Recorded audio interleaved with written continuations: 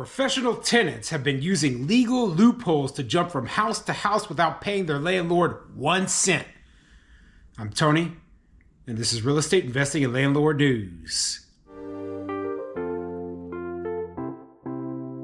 All right, so I have an interesting article for you today, and it's going over the whole issue of these professional tenants, or as I like to call them, squatters, okay? They are basically these tenants, and they know every single loophole in the law in order to be able to stay in your unit for as long as possible. Now, sometimes there are people who accidentally, or not accidentally, but purposefully move into your unit. They sign the lease, they use fraudulent information in order to trick the landlord into making them a tenant, and then don't pay the landlord anything. But in other cases, there are people who, they never had an actual legal lease with the landlord. They wrote up their own fake lease, moved into the unit, and now are using the legal loopholes to prevent themselves from being evicted, claiming that they are an actual tenant. So, there's two different situations here. One of them where the landlord was aware of the person, and one where the landlord was not aware of the person. So, I consider them to be the same thing. They're scammers. They're people who are taking advantage of the situation. They're taking advantage of legal loopholes in order to be able to stay up in the property for as long as possible without paying rent.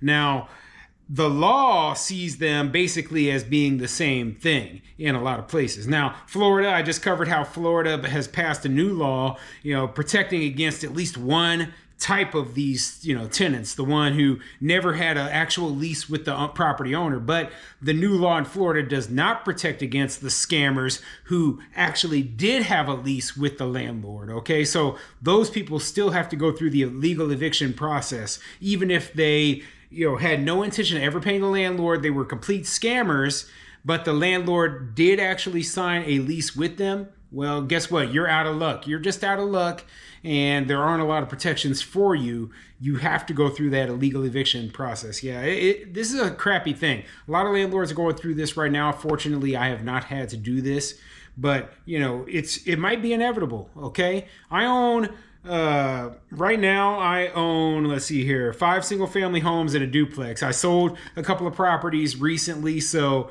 I don't have the 16 units like I used to have anymore, but still, with the number of units I own, I could end up facing the whole, squatter issue, okay? And this could be a problem that I have to deal with.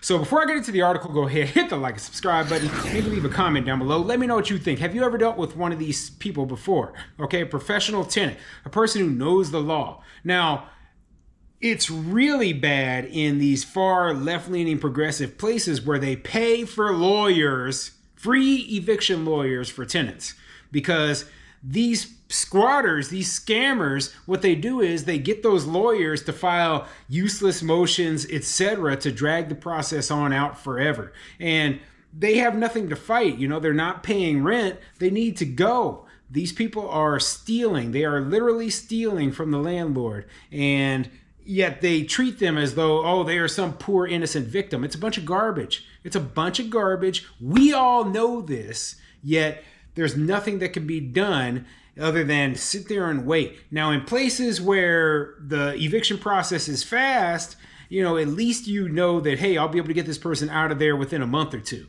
Okay, but in places where the eviction process is especially slow or backlogged, like right now, I covered an article a little while back about how the court system in some counties in Georgia, in the Atlanta area, were very backlogged, and it was causing evictions to take an extremely long time. And remember, Georgia is supposedly a very landlord-friendly state, so these sort of issues can still hit you even in places that are much more landlord friendly. And the article I'm covering today actually is out of Georgia. So, this is, a wake-up call. It should be a wake-up call for all landlords, and we need to really watch out for this sort of thing going on. So anyway, let's get into the article.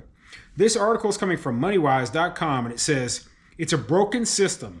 Georgia mom is bouncing from house to house without ever paying her landlord. Here's how she and many other Americans get away with it.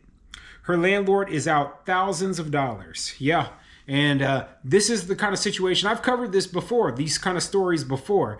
And, I keep bringing it up because, we have to be diligent. We have to work to change our laws. We have to be able to minimize the damage that's done by these people because, you know what? It could happen to any of us at any point in time. So let's see what the article says. Kenny Luna first suspected he'd been victim of a professional tenant when the woman he was renting his home to gave him a letter from her bank explaining why she couldn't pay rent.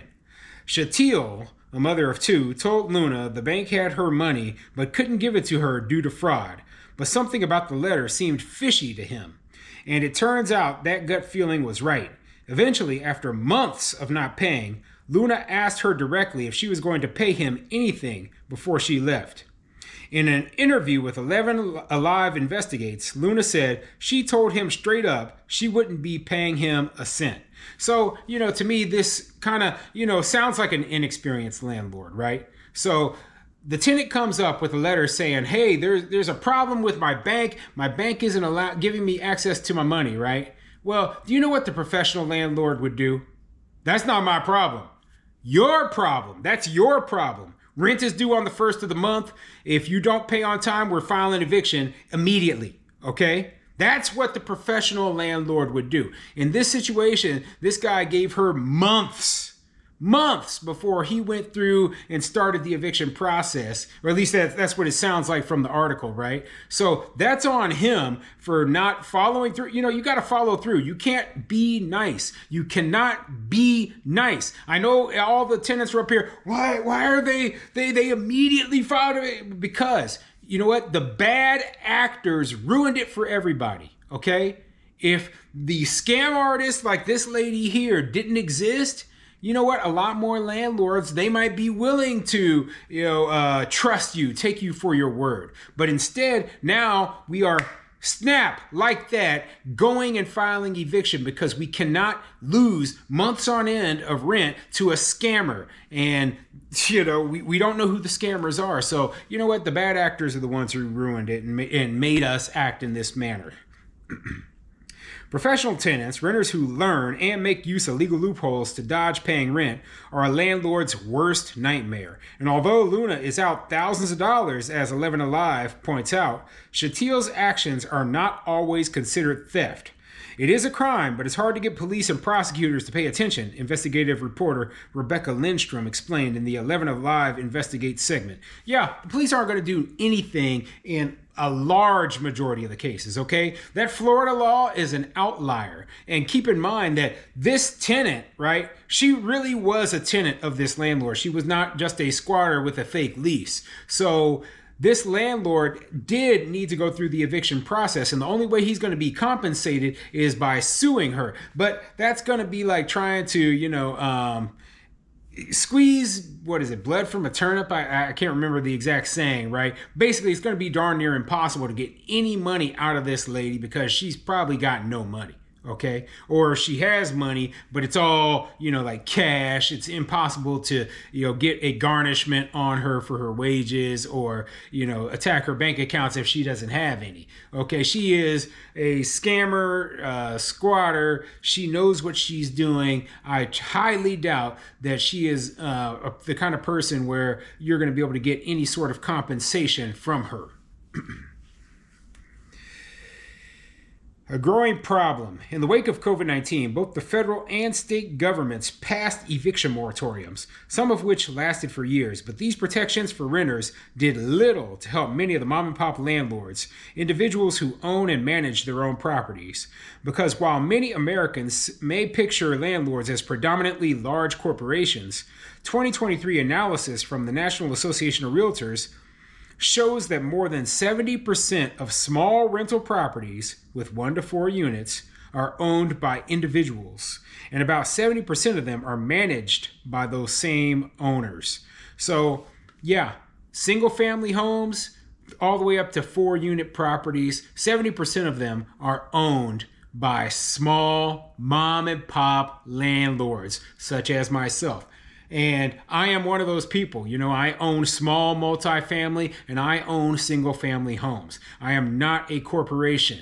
But here is the difference, though, between me and a lot of other landlords out there, right? I am part of the 30% of small mom and pop landlords who has professional property management. And part of the reason is because I don't like to deal personally with a lot of these situations. Now, I know lots of landlords who do deal with these situations, right? But as I've mentioned before, I'm one of those people who has a very, very busy full-time job. I'm a law enforcement officer. On top of that, I'm married. I have a 4-year-old daughter. I am extremely busy. And, I make YouTube videos on top of all of this, right? I just was running out of time.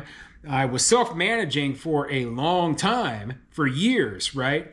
And I realized I was neglecting my properties. I was neglecting my tenants, and I wasn't doing the best job possible. And the only way to resolve that was by hiring a property manager. And now that I have the property manager, right, I am much, much more strict with the rules. I am much less likely to fall for this sort, to allow this sort of thing to happen to me.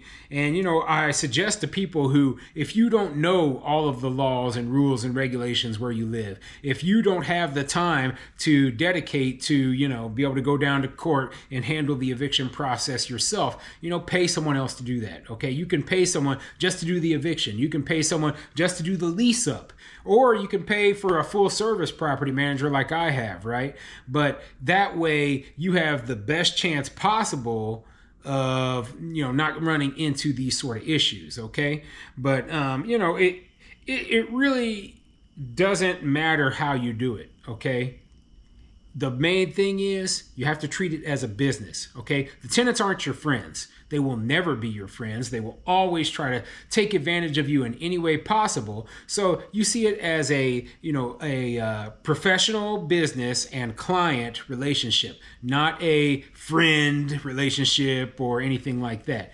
And as long as you keep it professional, you treat people with respect, you follow the law, there shouldn't be any issues. So yeah, this is a growing problem. I'm going to put a link to the article in the description down below so you can read the rest of this story.